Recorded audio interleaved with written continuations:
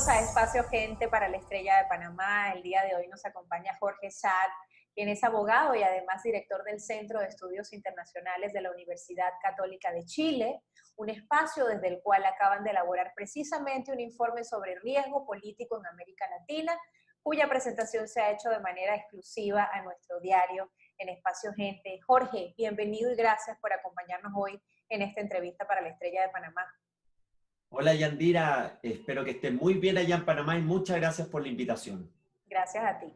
Fíjate, Jorge, en este informe sustentan que uno de los elementos más importantes en materia de riesgo político en la época pospandemia será la incapacidad del Estado de dar respuesta a las demandas sociales. Y ustedes hablan también de que América Latina enfrenta un triple shock: sanitario, económico e institucional. Ahora, ¿cómo digerimos esta realidad? No es tan fácil de digerir porque la verdad las cosas que América Latina, como tú dices, venía con este triple shock. Primero venía con un estancamiento económico los últimos 6 años. De hecho, fuimos la región que menos creció el año pasado a nivel mundial. Después del boom de los años 2000, donde muchas personas pasaron de la pobreza a una clase media. Entonces ahí había ya un estancamiento económico. Luego viene lo de la pandemia, que ha significado, según estimaciones, que 30 millones de latinoamericanos van a caer en la pobreza, vamos a tener cerca de un tercio de la región en esa situación, más la recesión económica, el desempleo, lo que se llama la pandemia social. Y finalmente, que es un tema más de fondo, tenemos un choque institucional por el cada vez menor nivel de confianza en las instituciones públicas. Las instituciones que son claves para la democracia, gobiernos, poder judicial, Congreso, hoy día no superan un 25% en su nivel de confianza. Entonces, este triple shock se acelera, se hace más manifiesto en la pandemia y va a ser el gran desafío de cómo los estados lo van a poder enfrentar el 2021. Uh-huh.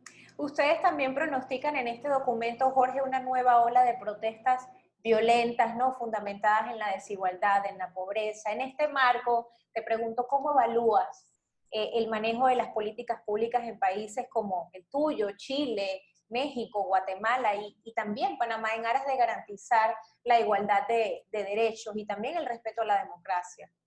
Lo veo, Yandira, con mucha preocupación porque el principal enemigo de la democracia es la violencia. No puede coexistir la democracia, un Estado de Derecho, si no somos capaces de controlar la violencia y resguardar el orden público. Lo que hemos visto en América Latina en 2019, Chile, Ecuador, Bolivia, este año en Guatemala, en Perú, incluso en Costa Rica, es un mayor nivel de violencia en las protestas. La manifestación legítima en una democracia ha lamentablemente pasado a situaciones de violencia, de vandalismo, de delincuencia, en muchas ocasiones también acentuado por el narcotráfico o el crimen organizado, y eso sin lugar a dudas es una amenaza, es un enemigo para la democracia y muestra una incapacidad de procesar los distintos conflictos y diferencias sociales por la vía institucional. Entonces, ese riesgo político que se ubica en el segundo lugar dentro de los 10 principales riesgos post-COVID, hay que mirarlo con detención porque vemos una tendencia al aumento de la violencia en las protestas que también ha venido de la mano con la mayor frustración de las sociedades, de sus expectativas frente a este estancamiento económico y sensación de desigualdad y en algunos casos de abuso. Ahora, ¿crees que el rol de organismos internacionales como la OEA, por ejemplo, se ha enmarcado en servir como una válvula de escape ante la crisis sociopolítica que enfrentan algunos de nuestros países? Sí, creo que los organismos internacionales como la OEA en materia política y de cooperación, el Banco Interamericano en materia económica, por citar algún ejemplo, cumplen un rol, pero tienen las limitaciones propias de un organismo multilateral. En el caso de el resguardo de la democracia, del orden público, son finalmente de resorte de cada uno de los gobiernos.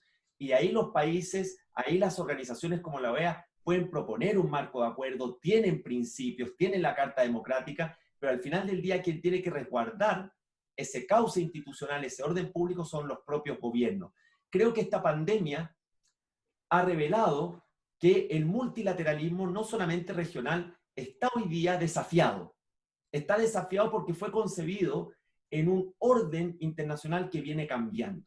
Y una de las grandes preguntas es cómo va a salir fortalecido, cómo va a salir replanteado ese orden multilateral luego de la pandemia y cuál va a ser el rol de las potencias y cuál va a ser nuestro rol regional en generar mejores condiciones de colaboración, de coordinación y de integración.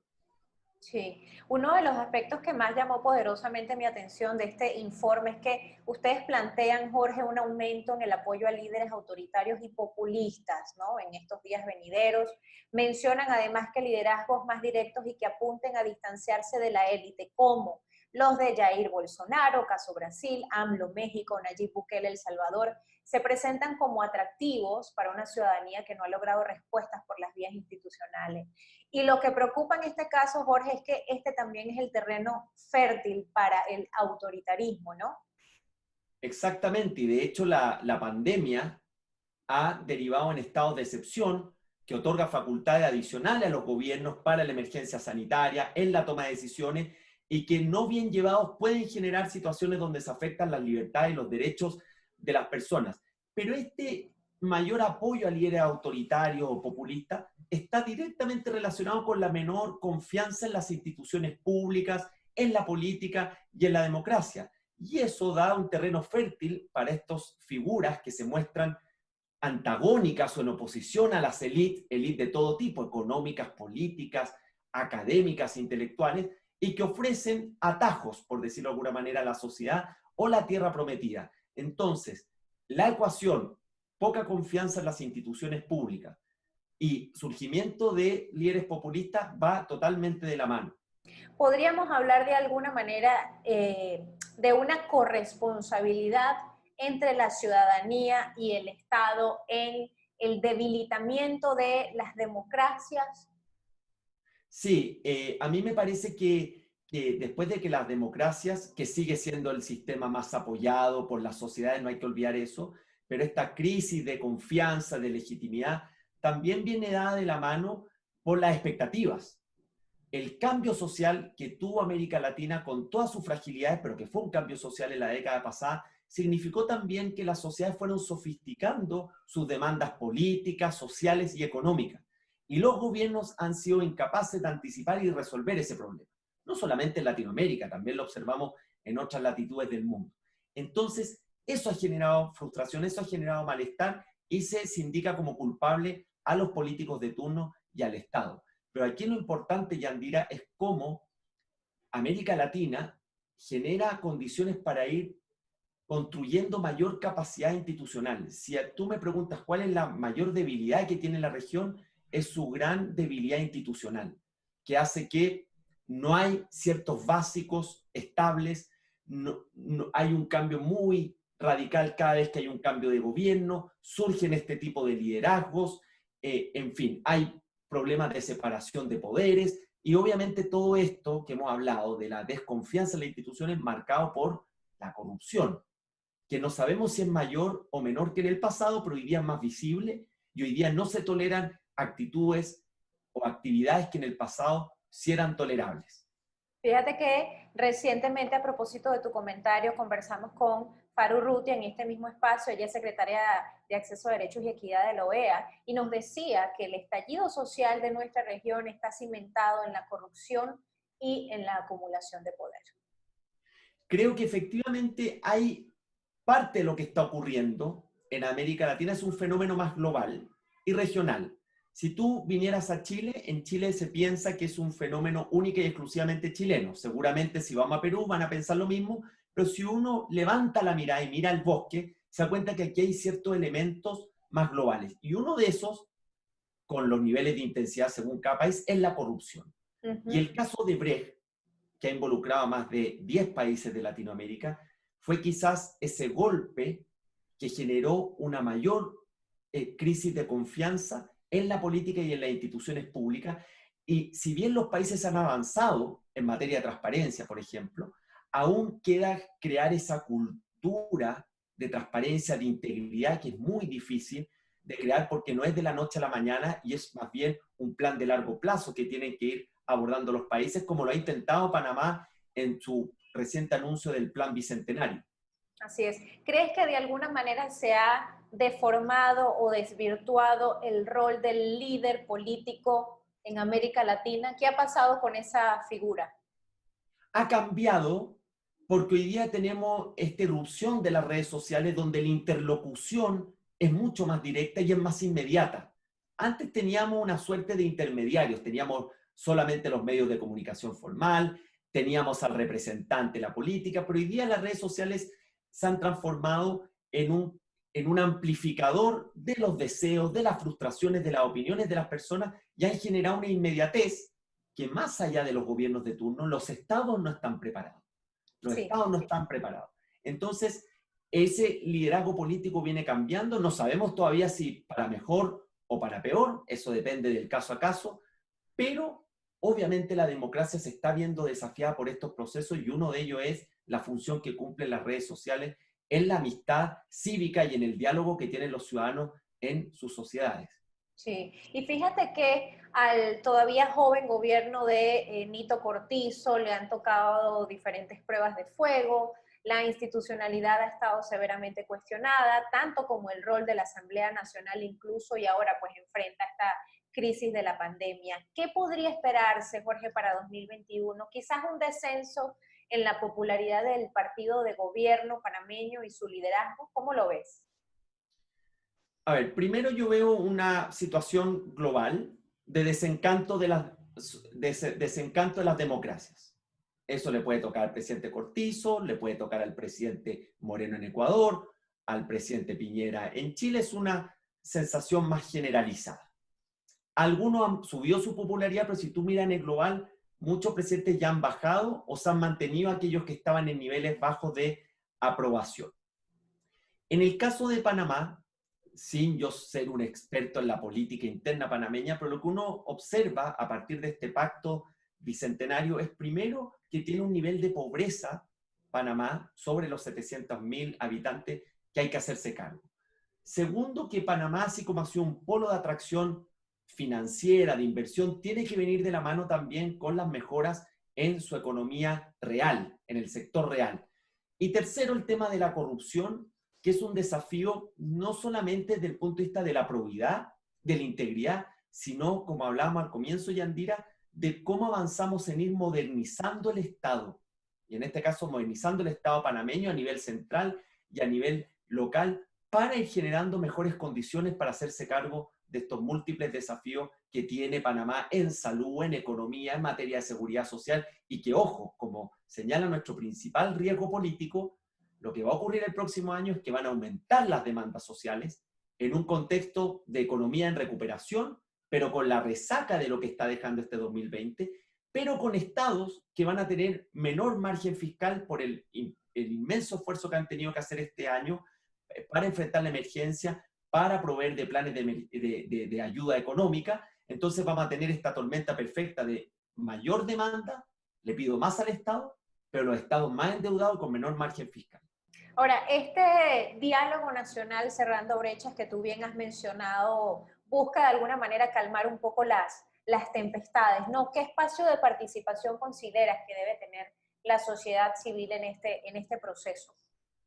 La sociedad civil cumple un rol fundamental en todos estos procesos que estamos conversando, entendido como el conjunto ciudadano, grupo de ciudadanos bien organizados, con un plan coherente, con un petitorio, porque lo que ha demostrado, por ejemplo, la corrupción es que una sociedad civil alerta, que alarma, que genera denuncia, que está activamente, es un disuasivo frente a posibles actos de corrupción. El caso del Pacto Bicentenario es interesante porque nace desde el gobierno, no nace desde una iniciativa, una propuesta de universidades o de la propia sociedad civil, pero a la vez es mayor el desafío de involucrar a los distintos grupos empresariales, sindicales, de la sociedad civil, la academia, y creo que va a ser un buen experimento, un buen plan piloto que puede mirar el resto de América Latina y el Caribe para ver cuáles van a ser en definitiva las fortalezas del proceso y cuáles son los aspectos de mejora, porque hoy el tema de la gobernabilidad es cada vez más complejo en nuestra América Latina. Jorge, finalmente el Colegio Electoral de Estados Unidos confirmó, ¿no?, la victoria de Joe Biden. Y decías hace poco en una entrevista para CNN que Latinoamérica no es prioridad en la política exterior de Estados Unidos, el foco está en China. en recomponer relaciones con sus aliados. Me gustaría que nos comentaras un poco al respecto. Claramente el tema de Estados Unidos genera interés en América Latina, sin lugar a dudas. Hay cooperación, hay temas de política migratoria, hay relaciones históricas de nuestra región con Estados Unidos, hay convergencia de principios, defensa de democracia, derechos humanos. Pero si uno mira la política exterior y las principales preocupaciones que va a enfrentar el presidente Biden, primero son de naturaleza doméstica. Una sociedad americana profundamente dividida y va a tener que de alguna manera administrar y ver cómo un discurso moderado encaja en esa sociedad dividida, porque Trump lo que hizo es que polarizó esa división. Y en política exterior, las prioridades de Estados Unidos primero están frente a la potencia emergente, al ascenso global que está teniendo China, económico, en tecnología, esta diplomacia que se le llama el lobo guerrero, que es mucho más asertiva. Y por otro lado, tiene que Biden ir restableciendo las relaciones con su aliado histórico, especialmente en la Unión Europea. Entonces Latinoamérica, que no solamente no fue prioridad del presidente Trump, sino que no ha sido de las administraciones anteriores, tiene, creo yo, un tema que poner atención, más allá de las políticas migratorias o cómo puedan influir los planes de cooperación o de ayuda para el combate al narcotráfico o de la corrupción que contemple la administración Biden, que es cómo va a pararse frente a la creciente rivalidad estratégica entre Estados Unidos y China, considerando que para América Latina ambos países son de sus principales socios comerciales y crecientemente China, porque Estados Unidos ya lo era, receptor de inversión extranjera. Hasta el momento nosotros hemos querido lo mejor de los dos mundos, de los Estados Unidos y China. Este es un tema complejo, que nadie tiene hoy día la llave de cómo resolverlo, pero que debieran nuestras políticas exterior, nuestros gobiernos prepararse frente a un mundo que va a ser más bipolar y donde este enfrentamiento va a continuar. Jorge, el fenómeno migratorio, ¿cómo evalúan desde este informe, digamos, la continuidad del fenómeno migratorio en nuestra región? El fenómeno migratorio, Yandira, no hay que olvidar que estaba en la prioridad de la agenda pública hasta, podríamos decir, el primer semestre del 2019 o prepandemia. Era prioridad en la agenda pública, había preocupación, la situación de Venezuela con casi 5 millones de migrantes en distintos países del hemisferio, la situación de Centroamérica, de Honduras con la ida a la frontera de Estados Unidos, la situación siempre tensa con México, pero viene la pandemia y lo que ha hecho es que ha, de alguna manera, postergado, ha desplazado de la prioridad de la agenda pública la migración, pero sigue siendo una preocupación latente y yo le aseguro que una vez que se vaya restableciendo una cierta normalidad en los países, este tema va a volver a la prioridad de la agenda pública porque la inmigración tiene un componente humano, tiene un componente de integración en la sociedad y tiene también un componente de si los estados están preparados desde el punto de vista de salud, de educación, de servicios sociales, para absorber sobre todo esos flujos migratorios que son muy desordenados o que son muy de golpe, producto de distintas crisis sociales como lo que ha ocurrido en Venezuela o los países que van a quedar más debilitados después de la pandemia. Así es. Jorge Saad, abogado y director del Centro de Estudios Internacionales de la Universidad Católica de Chile. Muchísimas gracias por habernos acompañado el día de hoy, Jorge, en esta entrevista para Espacio Gente en la Estrella de Panamá. Muchas gracias a la Estrella de Panamá y a su programa por la invitación y espero que sigamos conversando de estos temas que tanto nos interesan en América Latina, en Panamá y en Chile. Así será.